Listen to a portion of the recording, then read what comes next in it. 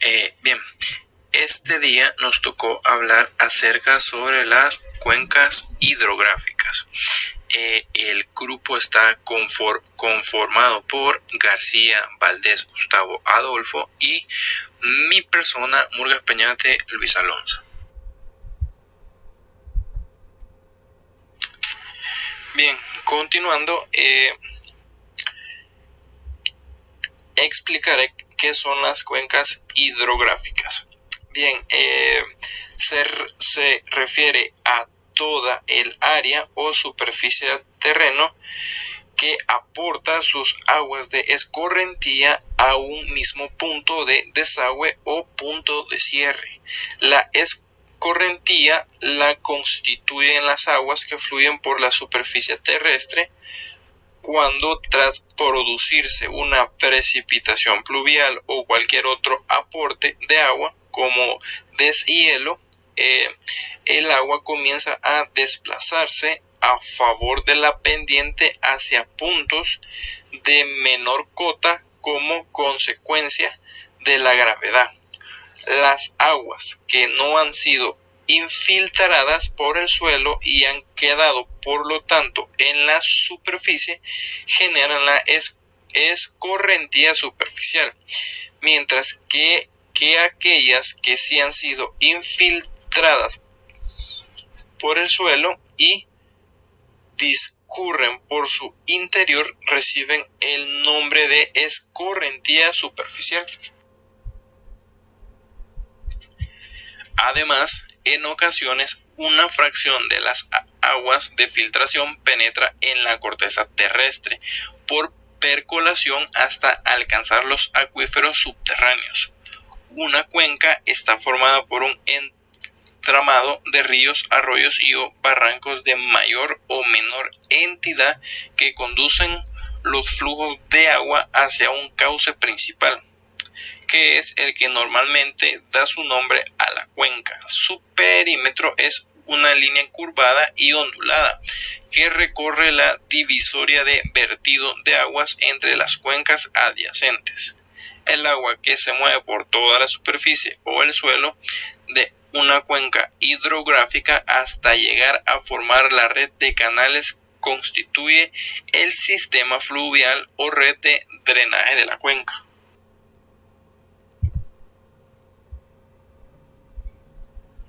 Bien, como se puede ver en la siguiente imagen, es un esquema de una cuenca hidrográfica de red de drenaje, líneas continuas y divisorias de agua son las líneas discontinuas. Conviene recordar que hay dos tipos de divisorias de agua: las topográficas y las hidrológicas, que normalmente coinciden pero que en ocasiones son diferentes. Como se puede ver en la siguiente imagen, situación de las divisorias de aguas, en color rojo son las topográficas y en color azul son las hidrológicas.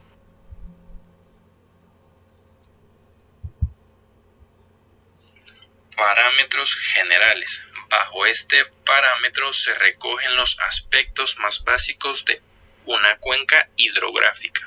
Estos, junto con la descripción general desarrollada en el contenido anterior, constituyen la información mínima que debemos conocer para formarnos una primera idea de la naturaleza y comportamiento de una cuenca. Incluyen área, longitud, perímetro, ancho y desnivel altitudinal.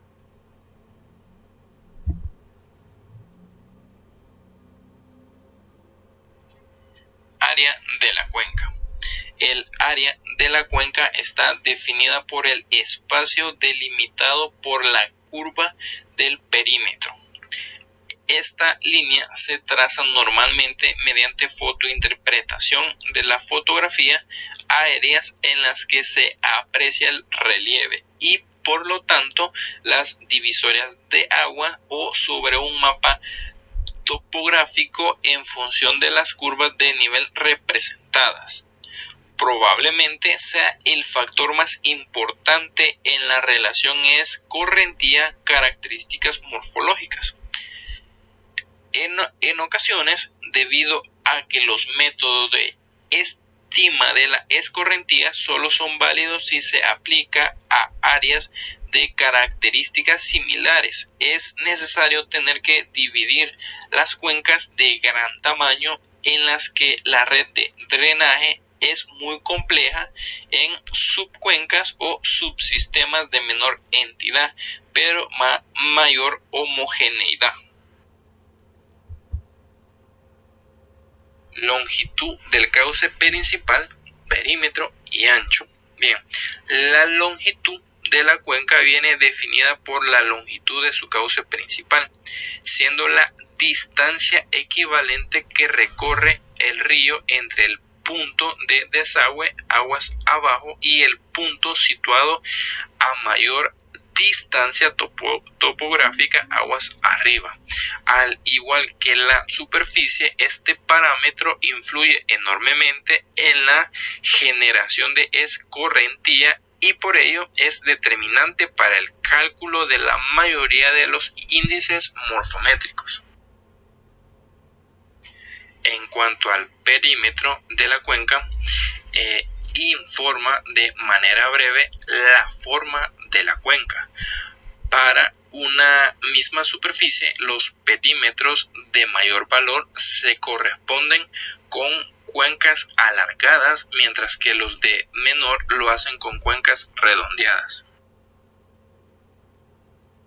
Finalmente, el ancho se define como la relación entre el área y la longitud de la cuenca. Se designa por la letra W, de forma que W igual A entre B, donde A significa superficie de la cuenca en kilómetros cuadrados, L longitud de la cuenca en kilómetros. Bien, eso sería todo por mi parte. Ahora mi compañero Gustavo continuará con la exposición. Muchas gracias.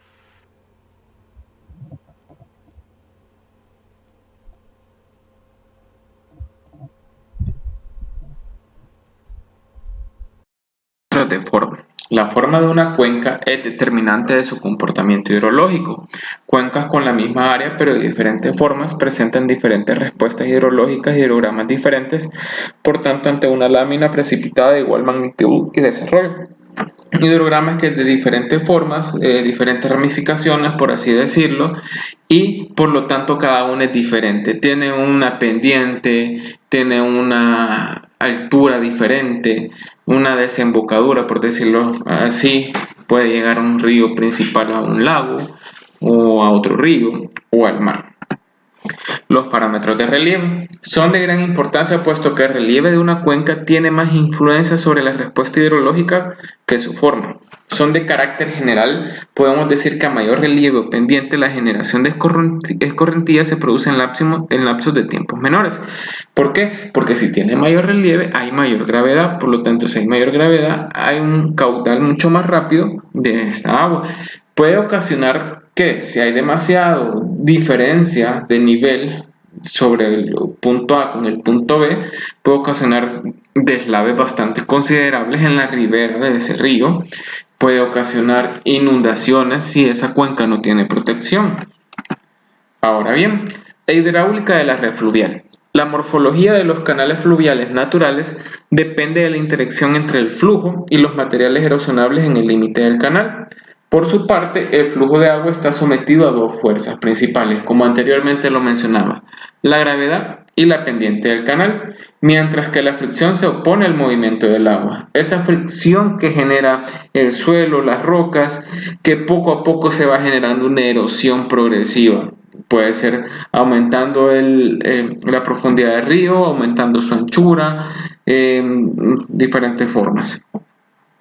Ahora bien, se dice que en el régimen laminar el agua fluye a velocidades muy pequeñas, va muy suave, va muy despacio, de forma que en el contacto con el lecho de la velocidad del agua es prácticamente nula y las capas superiores se deslizan entre sí. En el régimen turbulento, el agua fluye a velocidades mayores, de forma que se originan numerosos movimientos caóticos con remolinos secundarios que se superponen el flujo normal, por lo que la capacidad erosiva del flujo es mucho mayor, porque va mucho más rápido, por lo tanto va erosionando.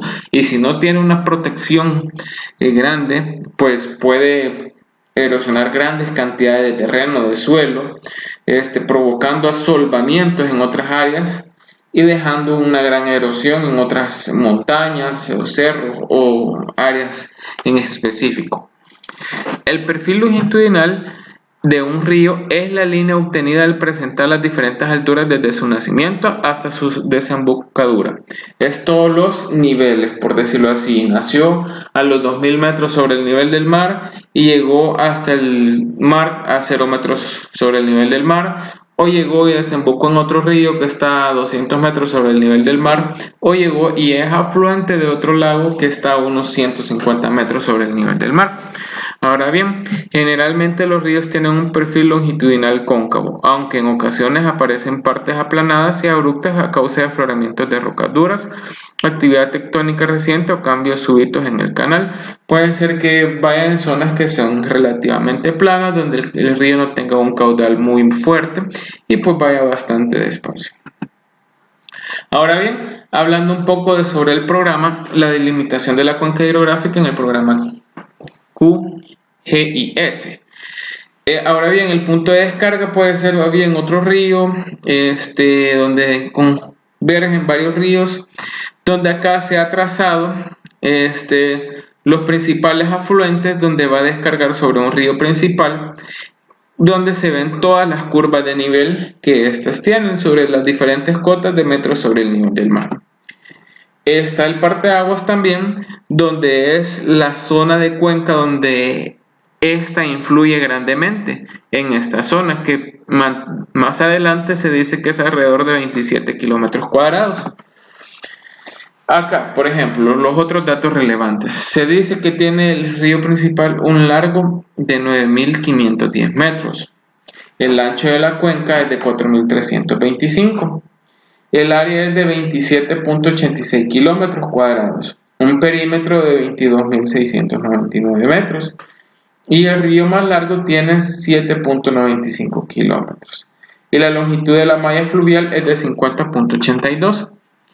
El perfil longitudinal, como lo decíamos anteriormente, es la diferencia de altura desde donde empieza el río hasta donde termina con empalmar con otro río o en el mar o en un lago.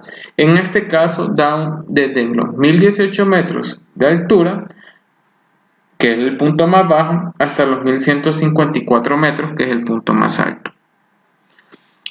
También es de influir el factor forma, que da 0.4547, el índice de circularidad, que es de 0.6797, el factor de compacidad de 1.20 y la densidad de drenaje, que es de 1.82.